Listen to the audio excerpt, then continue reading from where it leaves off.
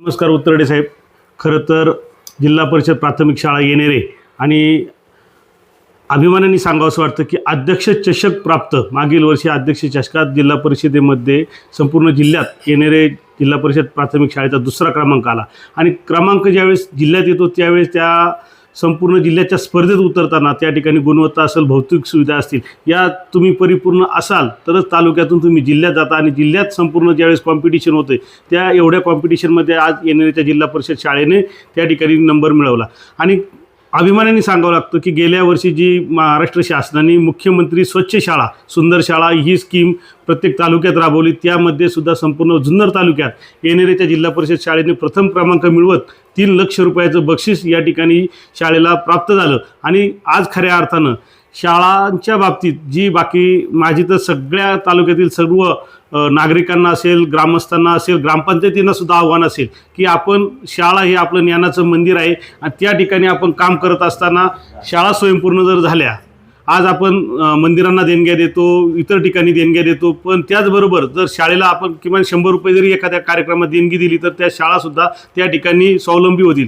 कारण आज प्रत्येक शाळेपुढे प्रश्न आहेत की त्या ठिकाणी लाईट बिल भरण्यापासून तर बाकीचा मेंटेनन्स करण्यापर्यंत शाळांना खूप अडचणींना सामोरं जावं लागतं. आणि हे सामोरं जावं लागत असताना खऱ्या अर्थानं आज आम्ही जी पुणे जिल्हा परिषदेमध्ये या राज्याचे दिवंगत उपमुख्यमंत्री अजितदादा पवार साहेब यांनी जी संकल्पना मॉडेल स्कूलची संकल्पना मांडली आणि त्याची मुहूर्तमेढ मागील वर्षी ज्यावेळेस राबवत असताना या जिल्ह्याचे जिल्हा परिषदेचे मुख्य कार्यकारी अधिकारी गजानन पाटील साहेब यांनी ते शिवधनुष्य पेलण्याचं काम करत असताना पूर्ण ताकदीने आज संपूर्ण जिल्ह्यात हा प्रकल्प राबवत असताना अनेक ठिकाणी काम चालू आहे. पण आम्ही अभिमानाने सांगतो की आज येणेरेची जी जिल्हा परिषद शाळा आहे हे मॉडेल स्कूलमध्ये जी गेली तर ही मॉडेल स्कूलचं मॉडेल म्हणून कदाचित भविष्यात येणेरेची जिल्हा परिषद शाळा नक्की त्या ठिकाणी जिल्हा परिषदेकडे आदर्श म्हणून आम्ही जाणार आहोत. आणि हे काम करत असताना आमच्या ग्रामपंचायतचे ग्रामसेवक मलगे भाऊसाहेब, त्याचबरोबर मुख्याध्यापिका आमले मॅडम आणि खऱ्या अर्थानं या शाळेची जी टीम आहे, आमचे सदाकाळ सर असतील, चाळणेवाड सर असतील,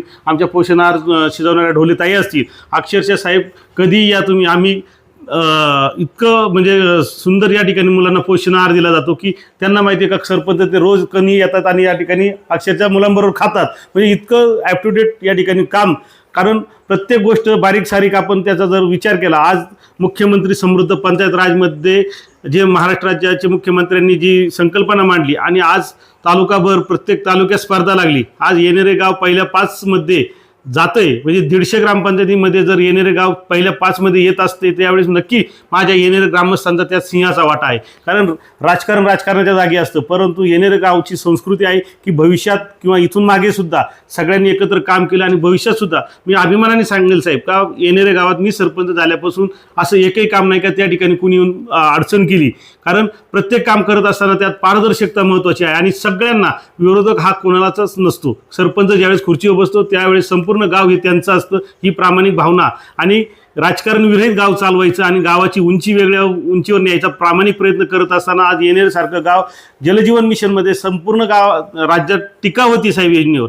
पण आम्ही अभिमानाने सांगतो का आमच्या गावात जलजीवन झाली का तुम्ही त्या ठिकाणी जाऊन पाहशाल का पाईप कुठे टाकले तर काय जमीन कुठं खोदली, इतकं काम संपूर्ण चांगलं अद्ययावत करून घेत असताना म्हणजे सुरुवातीला आम्हाला 8 कोटी रुपयाचं इस्टिमेट झालं, परंतु आमच्याकडे पूर्वीची MGPची जी योजना होती 1995 सालची ती आम्ही तिच्या सगळ्या ॲसेसरी जागेवर ठेवल्या आणि पुन्हा ते इस्टिमेट रिवाईज केलं आणि 2 कोटीत योजना बसवली. त्यावेळेस जे प्रल्हाद सिंह पटेल साहेबांनी त्यावेळेस एक विचारलं का तुम्ही कसं केलं, त्यावेळेस आम्ही ते प्रेझेंटेशन केलं का सर ही MGPकडे योजना होती आणि आम्ही असं केलं, आमच्याकडे संपूर्ण ॲसेट अशी रेडी होती आणि ही पुन्हा वापरात आणल्यामुळं आज शासनाचे 2 कोटीमध्ये ती योजना झाल्यामुळं पैसे वाचले. म्हणजे 36,000 रुपये पर कॅपॅटा जो खर्च येत होता तो 8,700 रुपयावर आला.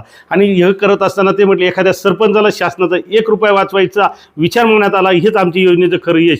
म्हणून मागे गेल्या वर्षी या देशाचे जलजीवनचे मंत्री CR पाटील साहेब यांनी आम्हाला त्या ठिकाणी सुरतला बोलवलं, त्या ठिकाणी आमचा सत्कार केला आणि खऱ्या अर्थानं देशाचे जे जलजीवनचे सचिव आहेत मिश्रा म्हणून त्यांनी सुद्धा आमचा त्या ठिकाणी सत्कार करून नक्की म्हटले पुण्यात ज्यावेळेस व्हिजिट असेल त्यावेळेस येणेरेची जलजीवनची योजना पाहायला येऊ. म्हणजे साहेब आमचं म्हणणं एक आहे की एखाद्या शासनाने मांडलेलं धोरण असेल, एखादी योजना असेल, ती गावात कशी राबवून कशी ती यशस्वी होईल हे कर्तव्य आणि जबाबदारी ही सरपंचाची असते.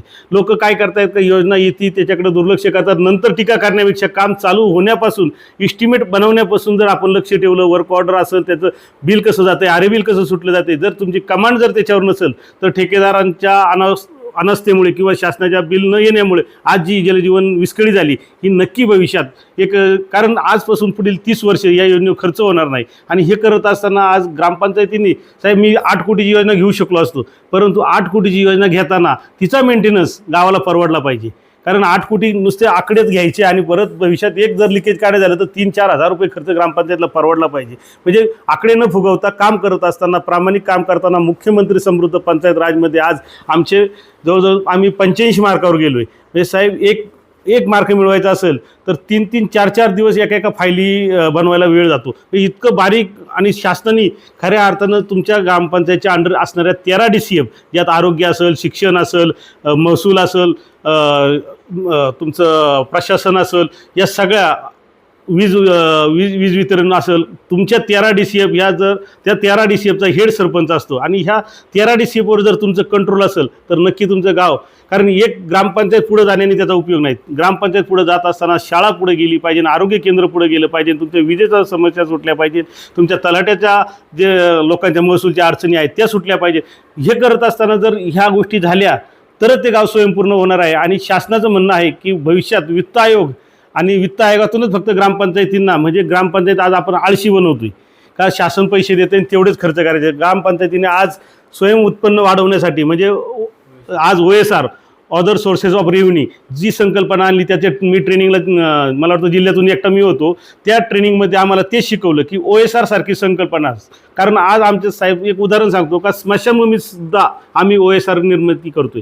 कारण आमच्या स्मशानभूमीमध्ये एक विधी जर झाला तर त्या ठिकाणी आम्ही 1100 रुपयाची पावती घेतो, परंतु ते 1100 रुपये घेत असताना त्या ठिकाणी लाऊडस्पीकरची व्यवस्था असेल, त्या ठिकाणी चटयांची व्यवस्था असेल, संपूर्ण झाडलोट असेल, हे संपूर्ण ग्रामस्थ करतायत. आणि त्या एका व्यक्तीच्या विधीसाठी 3-4 हजार रुपये जो खर्च येत होता तो 1100 रुपयावर आला. आणि मग त्याही लोकांना 1100 रुपये देण्यासाठी परवडतात आणि ते कुठेतरी एकत्र येत आहेत आणि तोच जमा झालेला निधी आम्ही पुन्हा त्या ठिकाणी खर्च करतोय. म्हणजे आलेलं उत्पन्न निर्माण झालेला OSR पुन्हा त्या ठिकाणी खर्च करायचा आहे. आज प्लॅस्टिक बंदीमध्ये सुद्धा आम्ही आमच्या गावचे डॉक्टर अनिल घोगरे साहेब यांच्या केमिका कंपनीच्या माध्यमातून या ठिकाणी आम्हाला CSR उपलब्ध झाला. आम्ही ज्यूटच्या बॅग तयार केल्या.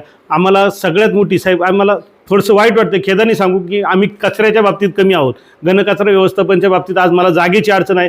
मला CSR देणाऱ्या भरपूर कंपन्या आहेत, फक्त जागेचा एकदा प्रश्न सुटला, कारण याला कायदे कानून खूप मोठे आहेत, कडक आहेत, कारण याला टिपीच्या सुद्धा मंजुऱ्या लागतात. आणि हे होत असताना कुठेतरी 4-5 गावांचा मिळून एकत्र जर आपण पायलट प्रोजेक्ट केला तर त्या ठिकाणी नक्की ते यश मिळेल. आज घंटागाडी असेल किंवा बारीक बारीक गोष्टी का पाण्याचा, आज आमच्या येणाऱ्या गावामध्ये पाणी पुरवठ्याच्या बाबतीत साहेब मागील 3 वर्षात 68 दिवस, म्हणजे त्याचं सुद्धा आमच्याकडे रेकॉर्ड आहे, 3 वर्षात 68 दिवस फक्त पाणी पुरवठा झाला नाही. आणि तो पण त्यामध्ये लाईटचा समस्या असेल किंवा मोटर जळाल्याची असेल, 68 दिवस. आणि जलजीवनची कामं, म्हणजे दररोज लाईनी फुटणं, हे एवढ्या याच्या अडचणीत आम्ही हे करत असताना, म्हणजे 68 दिवस म्हणजे वर्षाला 20 दिवसाचं आम्हाला ॲव्हरेज पडलं. 20 दिवस आम्ही पाणी देऊ शकलो नाही. म्हणजे इतकं पाणी पुरवठ्याचं काटेकोर पाण्याचं नियोजन त्या ठिकाणी चाललेलं आहे. आज लाईटची एवढी कंडिशन खराब आहे, तालुक्यात असणारं कन्झम्पशन वाढले, लाईट पुरवठा होत नाही. परंतु त्या सगळ्या गोष्टीवर मात करत आपण कारण न सांगता, आपण कारण सांगून उपयोग नाही, कारण लोकांनी ते स्वीकारायचं किंवा नाकारायचं हा लोकांचा विषय असतो. पण आपण ज्यावेळेस त्या खुर्चीवर बसतोय त्यावेळेस ते प्रामाणिक काम करत असताना तुमचं जबाबदारी आहे का तिथं सोलर बसवा किंवा एक्स्ट्रा मोटरी बसवा, पण गावचा पाणी पुरवठा सुरळीत झाला पाहिजे. आज आमच्या गावात खऱ्या अर्थानं येत्या काही दिवसात गावची ग्रामदैवताची यात्रा आहे, त्या ठिकाणी संपूर्ण गाव एकत्र येऊन काम करतोय. म्हणजे असं गावात राजकीय मतभेद फक्त राजकारणापुरते, राजकारण सोडून आज या ठिकाणी तुम्हाला सांगतो साहेब का शाळेच्या अंगणात तुम्ही आता फिरलेत, कुठं राजकीय बोर्ड नाही आणि लागणार पण नाही. कारण ही कुणी निधी दिला, ज्या ज्या निधी दिलात त्या सगळ्यांच्या या ठिकाणी गुलाबशेठ पारखे साहेबांच्या माध्यमातून या ठिकाणी निधी आला. आशाताईंच्या माध्यमातून मॉडेल स्कूलसाठी आम्हाला 82 लाख रुपये आले. अंगणवाडीसाठी सुद्धा आशाताईंनी 11 लाख रुपये दिले. पण आम्ही त्या ठिकाणी कुठेही बोर्ड लावले नाही, कारण का हे ज्ञानाची जागा आहे, या ठिकाणी ज्ञानच वाटलं गेलं पाहिजे. म्हणून तो प्रशासकीय बोर्ड लावायचे, काढायचे, नंतर बाहेर लावायचे. शाळेच्या अंगणात राजकारणाचे लहान मुलांना धडे आम्हाला शिकवायचे नाहीत. म्हणून त्या ठिकाणी आज राजकारण विरहित शाळा ही कन्सेप्ट राबवत असताना एस्केप कंपनीने त्या ठिकाणी आम्हाला 10 लॅपटॉप दिले. त्यानंतर कॉन्ड्युएट्स कंपनीनी त्या ठिकाणी हे डिजिटल बोर्ड दिला आणि अजून टेक महिंद्राच्या माध्यमातून आम्हाला मागणीपत्र मागवलीत. म्हणजे संपूर्ण आज देणारे भरपूर आहेत, फक्त आमची घेणाऱ्याची झुळी फाटकी नसावी ह्या उद्देशाने आम्ही रात्रभर कामं करतोय. साहेब सकाळी 8 ते रात्री 8 इतकं म्हणजे ग्रामसेवकसुद्धा आज इतकं काम करतायत. म्हणजे मुख्यमंत्री समृद्ध पंचायत राजला, जिल्हा परिषदेला जी अपेक्षित गावं आहेत त्यामध्ये सुद्धा येणेरे गाव हे त्यांना अपेक्षित गाव आहे का या गावाने सुद्धा नक्की त्या ठिकाणी पुढाकार घेऊन काम केलं पाहिजे ही CO साहेबांची सुद्धा इच्छा आहे. म्हणजे इतकं गावाची उंची वाढत असताना जे काही इथून मागं झालं नक्की गाव राजकारण गावाने सोडून दिलं. आम्ही त्या दिवशी सगळे तरुण एकत्र बसलो, गावचा सगळा मतभेद मिटलेला आहे. आज इथून पुढं फक्त येणाऱ्या गावात ज्या काही बातम्या जाणार आम्ही ठरवलं का विकासाच्या बातम्या कशा जातील, चुकीच्या बातम्या असतील तर पत्रकारांना घेऊन आम्ही मिटिंग करू आणि त्या ठिकाणी आपला समस्या सोडवण्यासाठी पत्रकारांची मदत घेऊ. आणि काही छोटी आहे बघा, जो सत्तेत बसतो, जो खुर्चीवर बसतो त्याच्याकडून चुका होतात, चुका होत असतात, चुकांना माफ करून आपण पुढे जायचं असतं. म्हणून आम्ही आज या ठिकाणी संपूर्ण येणेर गावाने ध्यास घेतलाय की राजकारणाच्या जागी इलेक्शन येईन त्या दिवशी पाहायचं. नंतर 365 दिवस आपल्याला सगळ्यांना एकत्र गावात राहून, कारण गाव मी म्हणतो का सरपंचाच्या नावाने गावाची ओळख नाही, गावाच्या नावाने सरपंचाची ओळख झाली पाहिजे. म्हणजे गाव मोठं झालं तर आपण सगळे मोठे होत आहोत. म्हणून आमचं प्रामाणिक इच्छा का येणेरसारखं गाव जिल्ह्यात नाही राज्यात नाही तर आम्हाला देशात न्यायचे आणि देशात नक्की जाणार याचा आम्हाला अभिमान आहे. कारण येणेरकर हा सुज्ञ आहे आणि खरोखर ॲक्टिव्ह माणसं आहेत इतकी की आज तुम्ही फक्त सांगायचं साहेब का आम्हाला इथं हे करायचं का लाखो रुपये देणगी सुद्धा या ठिकाणी देत आहे.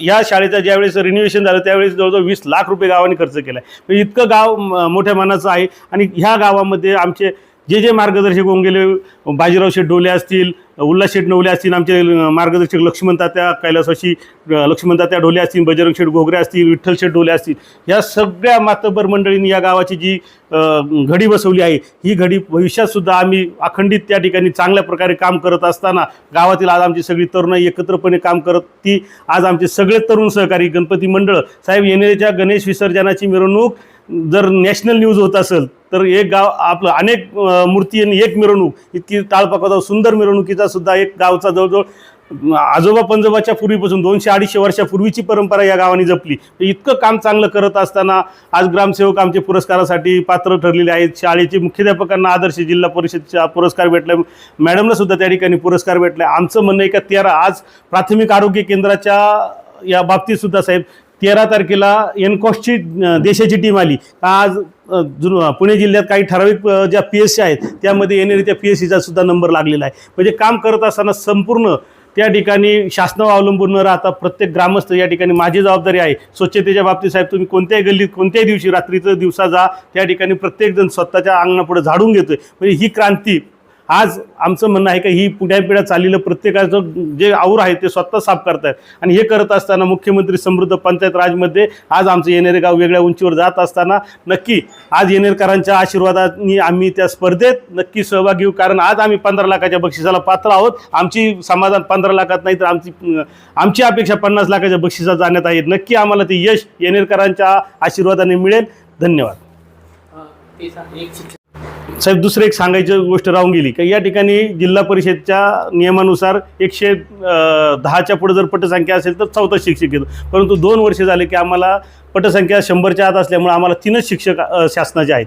परंतु या ठिकाणी शिक्षकांनी स्वतःच्या पगारातून त्या ठिकाणी एक शिक्षक आम्ही खाजगी ग्रामस्थांनी इंटरव्ह्यू शिक्षक आणि ग्रामस्थ मंडळी शालेय शिक्षण कमिटी यांनी इंटरव्ह्यू घेऊन त्या ठिकाणी 3-4 जणांचे अर्ज आले आणि त्यातून एक अर्ज सिलेक्ट करून आज त्यांना पगार हा शिक्षकांच्या पगारातून जातोय. म्हणजे इतकं चांगलं काम या ठिकाणी केलं जातं आहे. कारण शिक्षकांना आम्हाला वाटतं की आमचा 1ली ते 4थी एकही वर्ग 2 वर्ग एकत्र पहिले बसत होते, परंतु आज सगळ्या वर्गांना शिक्षक त्यांच्या माध्यमातून ग्रामस्थांच्या सहकार्याने चालू आहेत.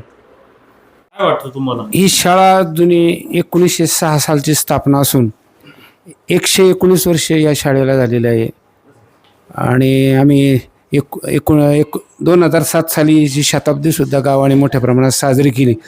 त्यानंतर खऱ्या अर्थाने ह्या शाळेच्या सुधारणेसाठी संपूर्ण गावाने आपलं योगदान ज्याला शक्य होईल तसं योगदान देऊन ही शाळा आपल्या महाराष्ट्रात कशी एक नंबरला राहील ह्या दृष्टीनं येणारे गाव संपूर्ण झटत आहेत.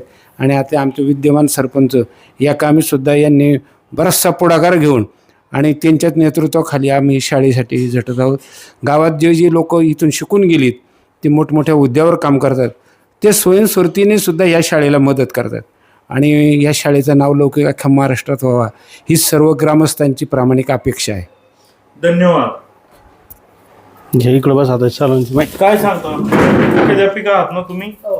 किती वर्षापासून या शाळेमध्ये कार्यरत आहात? 2018 पासून आहे. प्रशासकीय बदलीने आलो होतो आम्ही. कसं आहे? तिघही या अनेक शाळा तर तुम्ही बदलीच्या निमित्ताने वगैरे पाहिल्या असतीलच. ही शाळेची हो. काय सांगा, खासियत काय? या शाळेची खासियत आणि गावची पण खासियत की इथं खूप लोक दानशूर आहेत. दानशूर वृत्ती खूप आहे आणि ग्रामस्थांच्या सहकार्यानेच आम्ही हे सर्व करू शकलो. नाहीतर शिक्षक काही करू शकत नाही, तो फक्त गुणवत्ता वाढवू शकतो. पण भौतिक सुविधांमध्ये 2018 सालापासून आम्ही जे जे बोललो ते आम्हाला पूर्ण देण्याचं ग्रामस्थांचं फार मोठं अनुदान आहे. अगदी पुणे, मुंबई आणि येणारे स्थायी ग्रामस्थ अगदी पुणेकर, मुंबईकर सर्व लोक सर्वांचं फार मोठं योगदान असल्यामुळे आज शाळा आमची खूप मोठ्या उंचीवर आहे. जवळजवळ भौतिक सुविधांच्या दृष्टीने आमची सर्व स्वप्न पूर्ण झालेली आहेत. याचं सर्व श्रेय आमच्या येणेरकर ग्रामस्थांना आहे. आणि खूप दानशूर आहे. म्हणजे मी आता माझी सेवा जवळजवळ 35-36 वर्ष सेवा झाली. ओके. हां, वडजला 15 वर्ष. सारखं दानशूरपणा इतर गावात कमी आहे. हा, खूप आहे जास्तच आहे. खूप आहे. म्हणजे आम्ही 2018 साली आल्यानंतर एका पालक सभेमध्ये विनंती केली होती की जसे तुमचे बंगले छान आहेत ना, तशी मला माझी शाळा पाहिजे. आणि बोलल्याप्रमाणे ग्रामस्थांनी करून दाखवलं. याचं तुम्ही output दिलं मुलांच्या हो, आउटपुट पण आहे. आमची मुलांची गुणवत्ता खूप चांगली आहे. ओके. खूप गुणवत्ता चांगली आहे. म्हणजे पहिलीची मुलं शिष्यवृत्तीमध्ये किती मुलांनी सहभाग घेतला? यावर्षी आमचे 100% मुलांनी शिष्यवृत्ती स्पर्धेमध्ये भाग घेतला. 100%? हो, 4थीला 100% बसवतो आपण. यावर्षी 100% पासून. मग किती आला त्यातून? आता परीक्षा आहे. मंथन परीक्षेला पण आम्ही मुलं बसवतो, ती पण येतात. नंतर ज्या आपल्या बीट स्तरीय किंवा पंचायत समिती स्तरीय ज्या स्पर्धा होतात त्यातही मुलं छान गुणवत्ता करतात. तसं पाहिलं तर आता आमच्याकडे कमी फक्त क्रीडांगणाची आहे, तरी पण आमच्या मुली तालुक्यापर्यंत लंगडीला जातात. थोडंसं छोट आहे, जागा कमी. अजून थोडी वाढवलं पाहिजे ग्राउंड. बरोबर, तेवढीच एक खंत आहे का? तेवढीच एक खंत आहे. बाकी ती पण होणार आहे पूर्ण. झाला आमचा विषय पालक सभेमध्ये. जी मोकळी जागा आहे ते ग्रामस्थ म्हणले मॅडम तुमच्या मुलांना खेळण्यासाठी उपलब्ध करून देतो. म्हणजे 100% इच्छा पूर्ण झाली. आणि भौतिक सुविधांनी युक्त 100% अशी आमची परिपूर्ण शाळा आहे. मुलांची पण गुणवत्ता खूप सुंदर आहे. म्हणजे पहिलीची मुलंसुद्धा छान, तुम्हाला स्पेलिंग 50-100, पाढे पण 20पर्यंत त्यांचे पाठ आहेत. छान आहेत मुलं. आणि वक्तृत्वामध्ये आमचं आहे ना, येणेरे शाळेचं एक वैशिष्ट्य आहे की वक्तृत्वामध्ये आमची 100% मुलं ऑन दी स्पॉट भाषण करतात. वा. हां, हे एक छान मुलांचं. आणि धाडसी आहे. आणि छान सुंदर येतात, टापटीप असतात मुलं, घाबरत नाहीत, धीट आहेत, वक्तशीर आहेत, वेळेवर येतात. छान आहे. धन्यवाद. अध्यक्ष चषक स्पर्धेमध्ये पण म्हणजे मुलांनी खूप, तिथं भौतिक सुविधांबरोबर गुणवत्तेला पण मार्क असतात. तिथं पण गुणवत्तेमध्ये मुलांनी सुंदर उत्तरं दिल्यामुळे अध्यक्ष चषक आम्ही प्राप्त करू शकलो. ते एक फार मोठं म्हणजे शिक्षकाचं एक स्वप्न असतं की जसं आदर्श शिक्षक पुरस्कार मिळावा तसं आपल्या शाळेलाही पुरस्कार मिळावा. तोही प्राप्त झाला.